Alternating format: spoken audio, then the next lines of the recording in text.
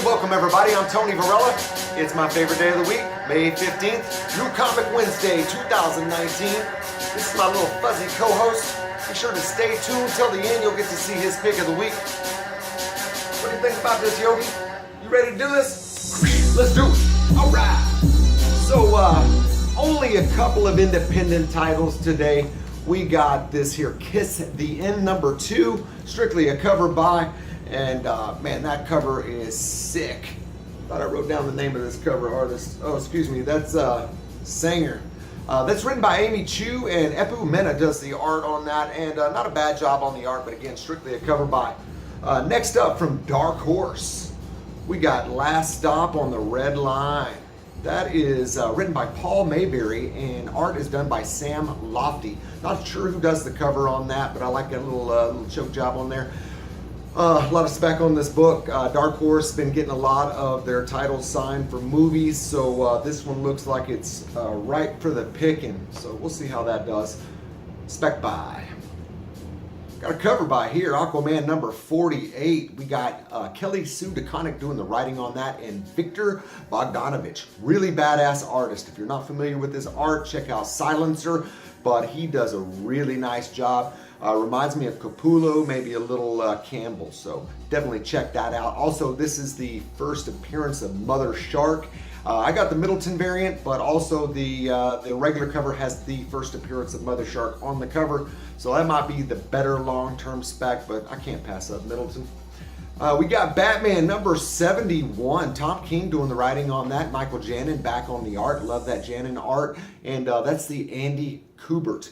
We've got a first appearance of a future Gundam-style Batman, so I haven't looked at that one yet, don't know how badass it's going to be, but first appearance, I'm getting it.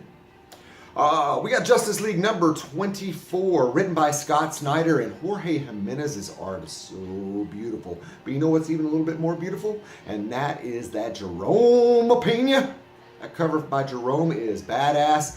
If you really like Jerome Opena's art, you better check out Seven to Eternity, because we got Rick Remender and Jerome Opena on that title, and it is wonderful. Haven't seen a book from that title in a while, so I don't know what's going on.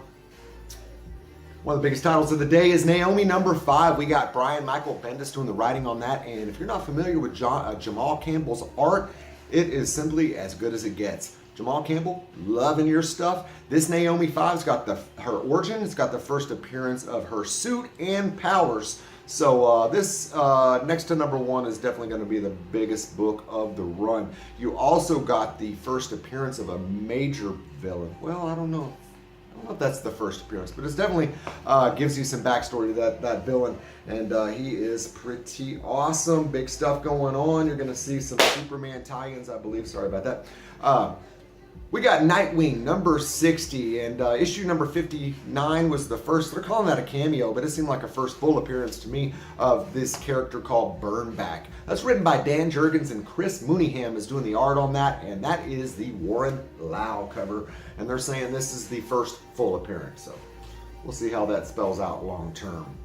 We got Superman 11 again, Brian Michael Bendis. We got Ivan Rice, really awesome job on the art, interior and cover. So sick work from there, and anytime Rogol Zaros in the mix, I'm buying it up. From Marvel, we got Amazing Spider-Man #21. Nick Spencer, again, doing a pretty good job on the writing.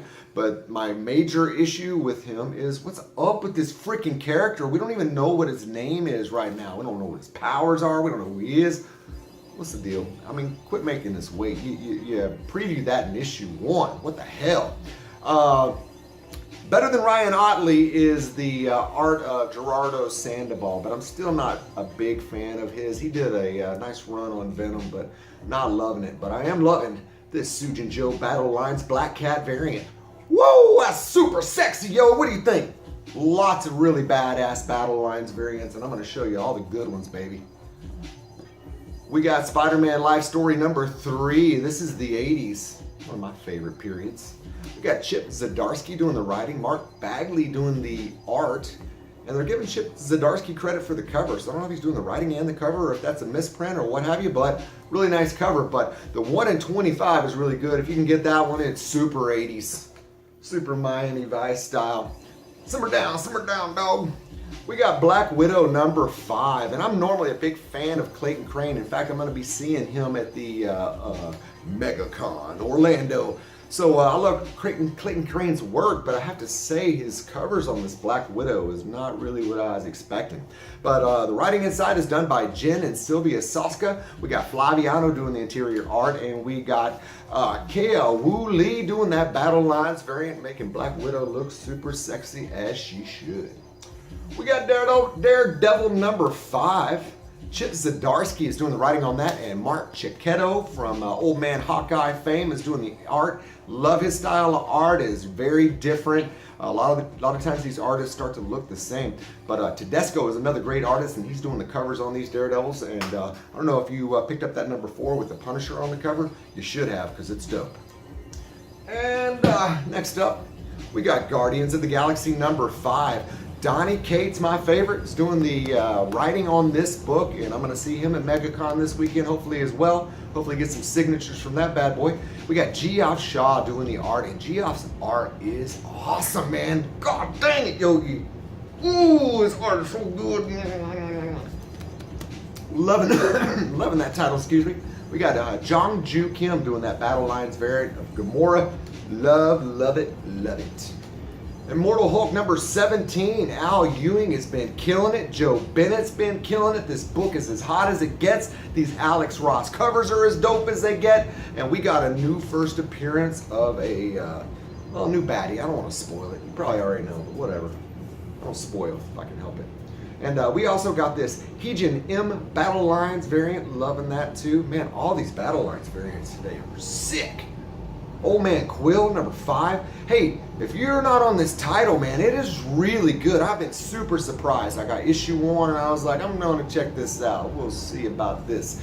Man, that book is really good and ultra violent. Ethan Sachs is on the writing, and we got Robert Gill doing the art. Nice job on the art. And that Yoon Lee Battle Lines variant.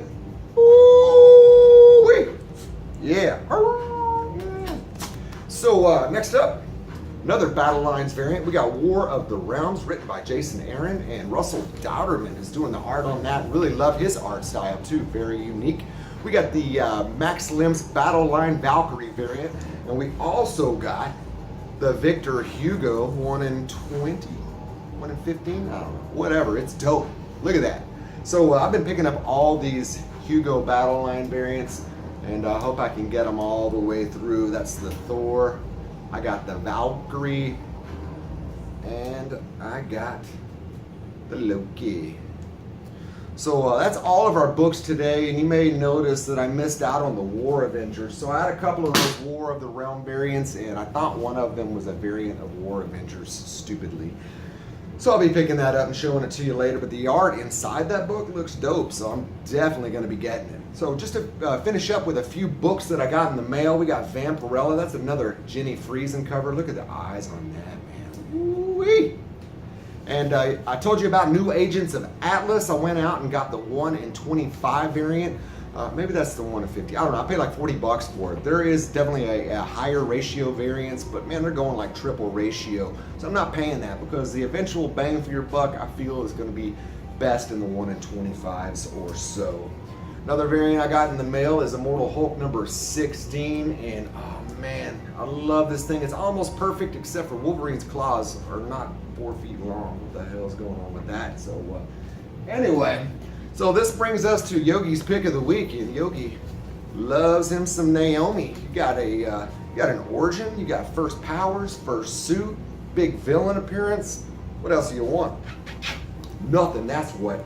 Oh, and couple more things. I've been promising some Ron Lim covers. Shout out to you, Michael. We got Silver Surfer number 79. Picked this one for $2. 64. $2. Oh, look at this Thanos appearance. $2.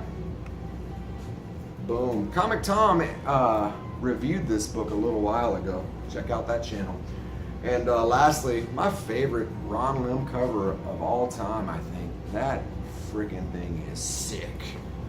Got a lot more content coming at you. I got my Detective 1000s. I've given up on waiting on that black and white, but I got some super awesome ones from Warren Lauw and Art Germ. I'm gonna let you check those out. I've also got some deceased covers I'm gonna be bringing to your attention.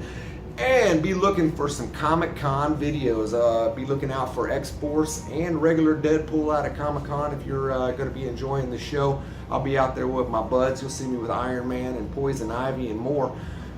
Oh man, thanks for joining us. We'll see you next time. Don't forget to like and subscribe. Tell your friends, tell your kids, tell your wife to join us here on Comic TV. We'll see you next time.